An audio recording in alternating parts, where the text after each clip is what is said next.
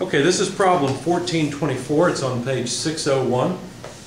Car A was traveling due north through an intersection when it was hit broadside by car B, which was traveling due east. While both drivers admitted having ignored the four-way stop sign at the intersection, each claimed that he was traveling at the 35-mile-per-hour speed limit and that the other was traveling much faster.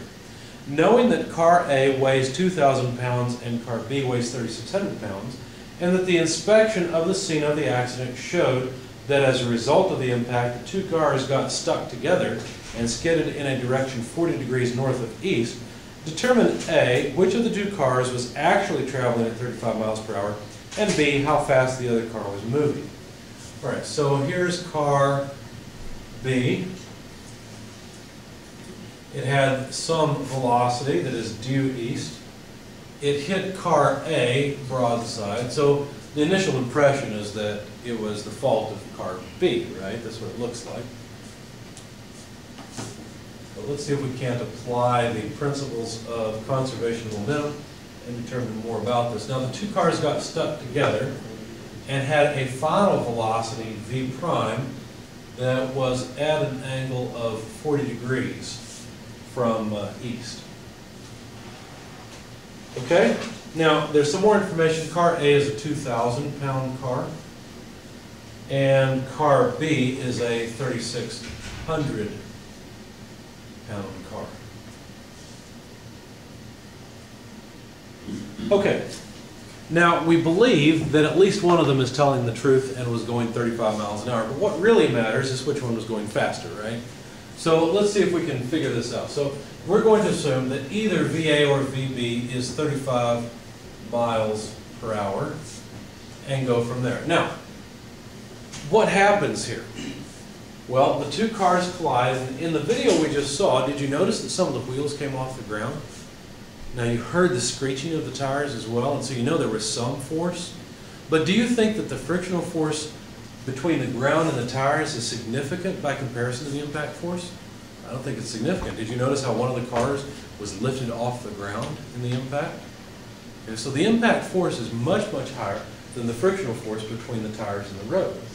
So what we're going to do is, excuse me, just neglect the frictional forces that would be acting on these cars during impact and assume that the only force is internal to the two cars. So that way we can write that the mass of B times the velocity of B in the x direction, I'm going to go ahead and break up the equation into its two components,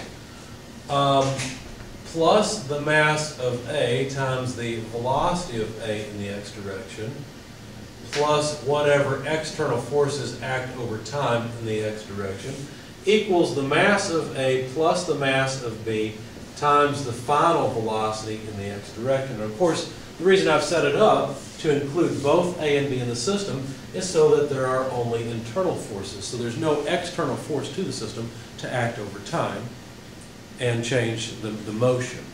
It's only the momentum, that way the momentum in the x direction is conserved. I could do the same thing in the y direction. The mass of B times the velocity of B in the y direction plus the mass of A times the velocity of A in the y direction, plus, of course, 0, because remember I've set this up to not include any external forces. And by the way, we'll go ahead and define our coordinate system x and y thusly. Anyway, that's equal to mass of A plus mass of B times the velocity after impact in the y direction. You with me so far? Any questions? All right.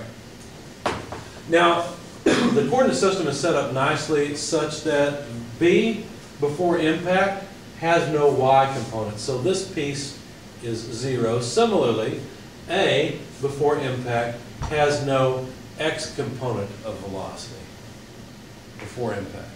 Okay? Can you say that again? Okay. Sure. A is only moving in the y direction, not the x direction. B is only moving in the x direction, not the y direction. Okay. So that simplifies our equations a bit. Now, let's work with this piece just a little bit. Vx prime, how would we calculate Vx prime? Let me move it down for the sake of the video. And actually, let me put it here. So here's Vx prime. How would you calculate that? Cosine 40. It would be V prime cosine 40 degrees. Good. How about the y component, Vy prime? Well, that's just V prime sine 40. Okay? So, what do we got? Well, let's work with these equations. Let me pull them down. Mass of B VBx equals mass of A plus mass of B. Vx prime is just V prime cosine 40 degrees. Second equation, mass of A, velocity of A in the y direction equals, looks like an X, there we go, mass of A plus mass of B. Vy prime is V prime sine 40 degrees. Okay? So this is kind of fun because we're doing a little bit of criminal investigation, right? We're using physics or dynamics to do criminal investigation. Now, I'm not particularly interested in the velocity after impact, and I don't believe they gave us that. You might be able to get it from a skidding distance or something like that, but it's unknown. So why don't we get rid of the velocity after impact? Now, the easiest way to do that is to simply solve for it. So if you solve for the velocity after impact, you would divide out the sum of the masses and the cosine of 40 degrees, right? So basically what you would do is you would say V prime is equal to mb over ma plus mb multiplied by vbx. And we'd have to move the cosine over as well, so I should have divided that out, but there we go.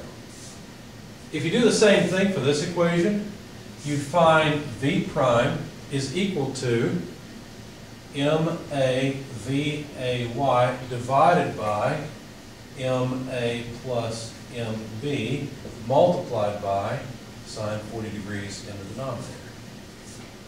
Okay? See how I did that? So now, since we're not terribly interested in the final velocity, we'll just cross that off. We notice that ma plus mb appears in both of these. And so now, let me move over just a little bit more, since I'll be in the frame still. I should be. Let's see.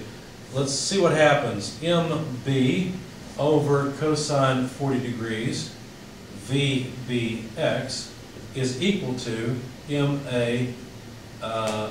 over sine 40 degrees multiplied by vay. So here's a relationship between vbx and vay. These are the speeds before impact. And notice it depends on the masses of the cars and the direction that they were moving after they got locked together. So let's see, we're done with all of this.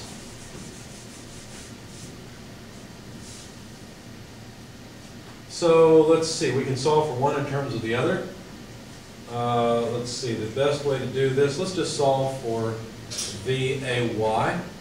Vay would be equal to the mass of B from here divided by the mass of A. Then we'd multiply through by sine, but sine over cosine will be tangent of 40 degrees, and then multiplied by vbx. Okay? Now, what I really care about is this factor. Because if this factor is greater than 1, that means A was moving faster than B. But if this factor is less than 1, that means B was moving faster than A. Does that make sense? If it's equal to 1, then they were both going at the same speed. And maybe they're both telling the truth, right? They both claim to be going 35 miles an hour. I don't know. We'll find out. So mass of B over mass of A is how much? Well, the mass of B is 3,600. The mass of A is 2,000. We need the tangent of 40 degrees times VBX. Notice once again, I'm not particularly concerned about VBX. Plug this in your calculator, please. Tan of 40 times 3,600 over 2,000. And what do you have? You don't want to hit all the zeros. You can just get rid of 2 zeros. 36 over 20. 1.51. 1.51 times VBX. Who was going faster than who? A was going faster than B, because A's speed is about 150% of B's speed. So if we assume that B was moving at 35 miles an hour, then multiply that by 1.51, how fast was A going? How much? Roughly 50, I think a little bit more because it's 150%, so you'd have to add 17. 52.8? Would you say? 52.8. 1.51 times 35, okay, 52.8 miles per hour. So who gets the ticket? They both do, they both ran the stop sign. They both ran the stop sign. There you go. Good answer. They both do. But obviously, A was also speeding, so his ticket will be more expensive. Okay. Now, what did they ask us to find? Let's see, which of the two cars was actually traveling 35 miles an hour? Well, if anybody, it was B. How fast was the other car moving? Well, again, if we assume that B was moving 35 miles an hour, then A was moving at almost 53 miles an hour. How did you get 52.8? 1.51 times the speed of 35 Okay. miles an hour.